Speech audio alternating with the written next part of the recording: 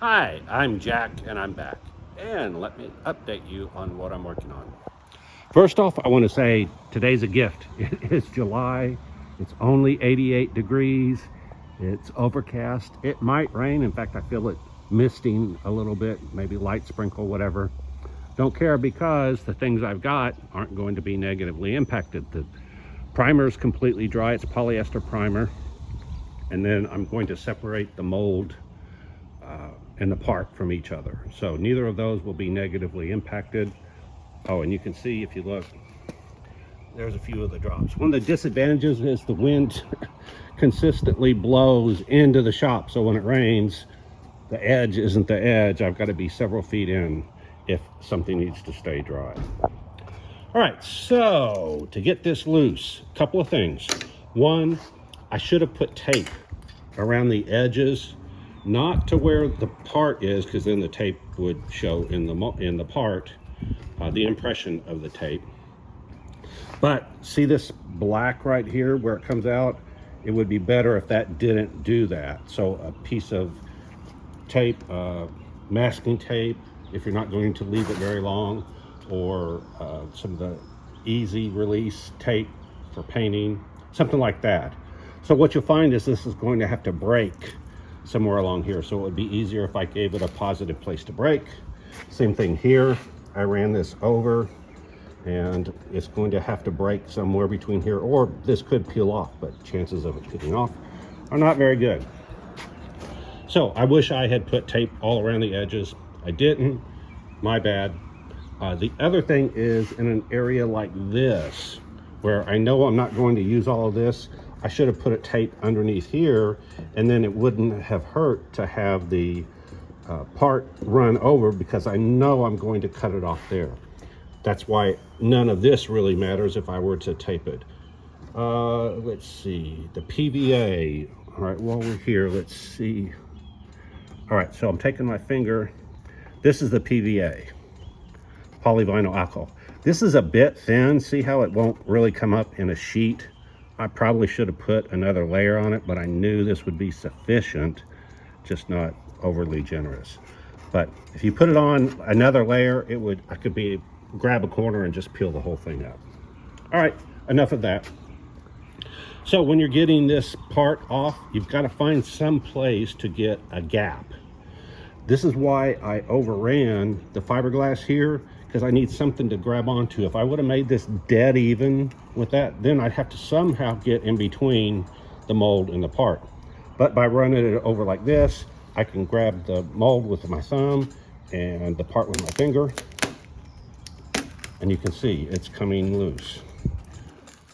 All right, and because PVA is water soluble, I could flood this thing with water and make it release even easier, but my suspicion is I won't need to do that. Now this is going to be somewhat difficult to do with one hand. Oh, and these are just door shims. They have them in plastic, which are probably better, but these are dirt cheap with wood. So like I said, sometimes I've had my parts and molds stick together quite a bit. In this case, it's coming loose really easily. You can also blow air in there. I mean, air has a lot of pressure per square inch. But again, you can see that it looks like I'm not going to need any help with this. Okay. Kind of work your way around. And then it's not wanting to let loose here, because whenever there's two surfaces like that, it tends to not want to let loose. So let me switch hands, and I'll do the same thing over here. Notice how here it's got to decide where to break the black. And once I do that, hopefully I don't hit a wrong button on here and stop my recording. If I do, I'll start it again. These are expendable, so I don't worry about it. You can also use a hammer to beat these in. Again, in this case, this one's coming off really easily, so I don't need to go to extremes like that. And let's see, let's work another one in here.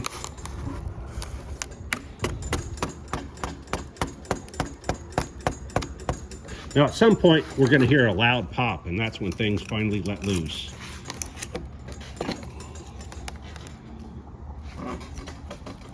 All right.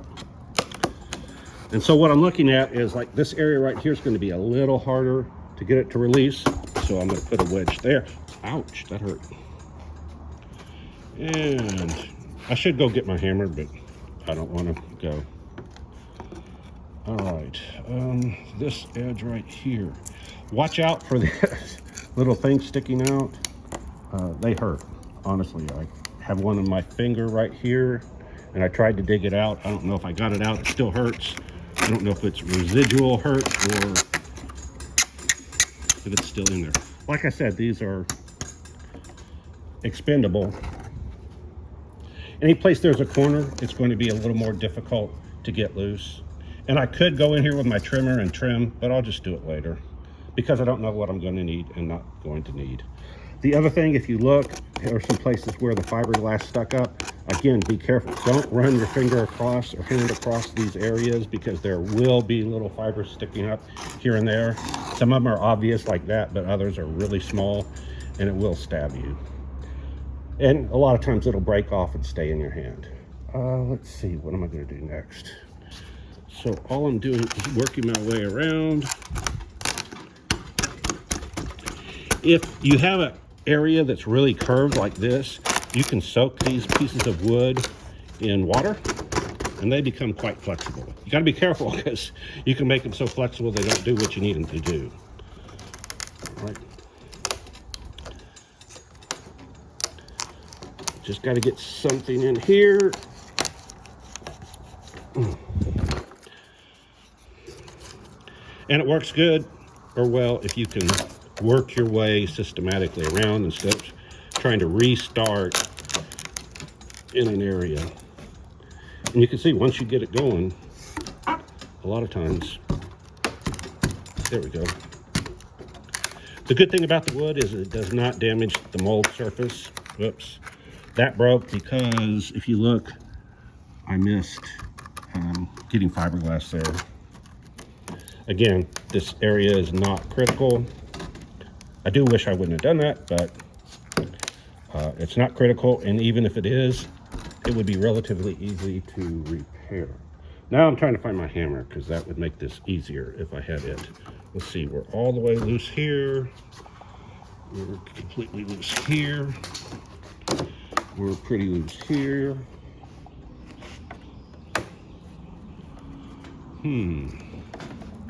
Oh, there we go. All right, I shouldn't do this, but I'm gonna stick my hand in here. The reason I shouldn't do it is because it can hurt. But again, the other thing is leverage helps. So if you look at here, I need to get that area down there loose, but if I pry it here, a little bit of force here multiplies to a lot of force there. Also, this whole curved edge needs to come loose. So I have a funny feeling that if I just lift up this, there we go. So this is what I'm talking about. Sometimes I've spent hours getting parts out of the mold, and this time what did it take? Let's see, 8 minutes, less than 9 minutes. All right, so now the other question is, what's it look like? Okay. And be careful again when you pick this up. Notice how I left some loose fiber here. One of the reasons is now I can grab this and not worry about stabbing myself. Whereas over here, if I grab, I could easily stab myself, and especially this area right through here. I tore the fiberglass mat here, which makes it all scraggly edge, thinking I could get it to more easily bend up in there. In hindsight, it really made it difficult to get the fiberglass resin down here because these fibers kept coming down and sticking to the brush and all that. If I were to do it again, I would not tear it right here. I would cut it so there was a nice edge and I wouldn't have to fight with that. It required a lot more fighting than I thought. The other thing is, if you look at the back of this, there are areas that are just really dark, and then there's areas that are light. Those light areas are literally air pockets. And it's either a pocket of air or the fiberglass mat did not get saturated. It got wet, but not saturated. Again, because this is a patch piece, I need the shape. I can always put another layer of fiberglass on the back, as long as I don't have an air pocket where you could stick your finger through the gel coat. So let me show you. the gel coat, if it's not supported, has no strength whatsoever, like that. So if there were an area right here, let's say that's an air pocket that went all the way through, if you took a sharp tool and poked it into that and it weren't supported, the gel coat would break out. This is going to kill you when you go to do the final body work. If you sand through the gel coat, then you'll get to that, or you almost sand through the gel coat and then later it gets damaged.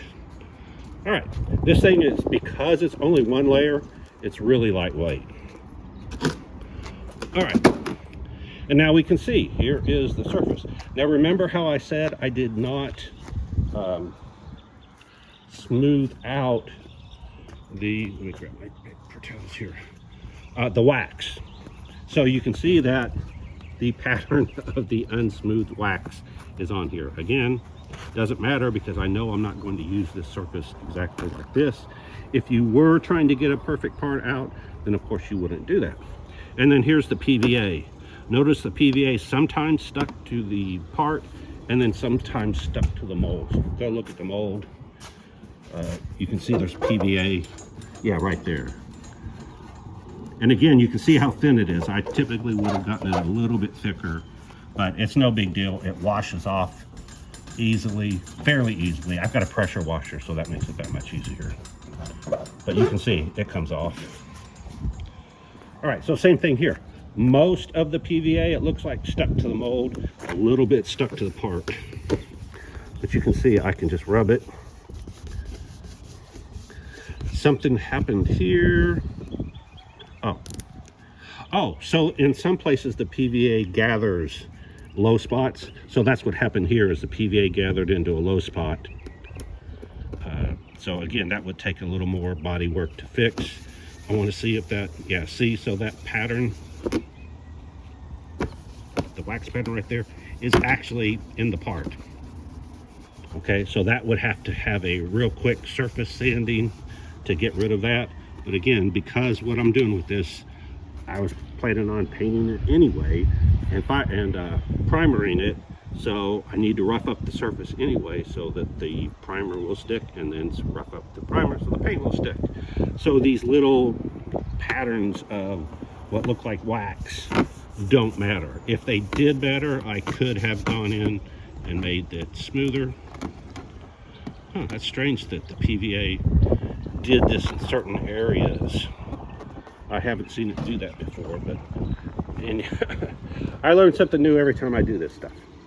All right, so there you go. There's my fender. It took a total of, I'll call it 2 days, because, you know, I have to put on the PVA and then let the PVA cure, and then wax it, and put on the gel coat, let the gel coat cure, put on the fiberglass, let the fiberglass cure. You could do it in one hard, I'll call it one hard day. And you know, somebody that does it all the time could probably do it in a couple of hours. But if you're just doing it casually, it'll probably take you a day to do it. If you do it at a relaxed rate, it would take you 2 days. But still, even if it takes you 2 days, I could have done the whole fender if I needed it. So it would take pretty much no longer to do a full fender than it would to do this. The only exception is these vents. This is a little bit tedious to put the fiberglass mat into these vents and make sure you get it in all the corners and all of that. So that would add some time to it. But again, a long day, I think you could do it. And then you can see around the edges, the gel coat. And again, this is where I should have put tape, because this would have just come off with the tape. But you can see that because of the PVA and all that, I can use my fingernail and see there's the PVA right there peeling off with this. So again, I'm going to pressure wash this. It'll probably take off 90% of it, and then I'll take a scraper, but not a real sharp one, but a scraper, and I'll remove whatever remains. All right, now my next thing I'm going to do is I used a roller to put primer on this. It's polyester primer, and I put 2 coats of it, 2 thick coats of it, and you can see it has a texture to it because of the roller. And I am going to sand that down, but before I do that, I'm going to put some a guide coat. If I can find it, I have some black powder guide coat that I'll show you that. If not, just some flat black spray paint. Don't use a gloss paint, because if you do, it tends to clog up your sandpaper. I use flat black if I'm going to do that. And the longer you can let it cure, the better off. If you just spray it on and start to sand immediately, and especially if you dry sand, it's going to clog up the sandpaper. Wet sanding won't be as bad. All right, but overall, it's not bad. All right, so I'll cover that in another video. So go ahead, like, subscribe, hit the alert, hit the thanks if you want to donate. And if you don't like what I'm doing, you don't know Jack.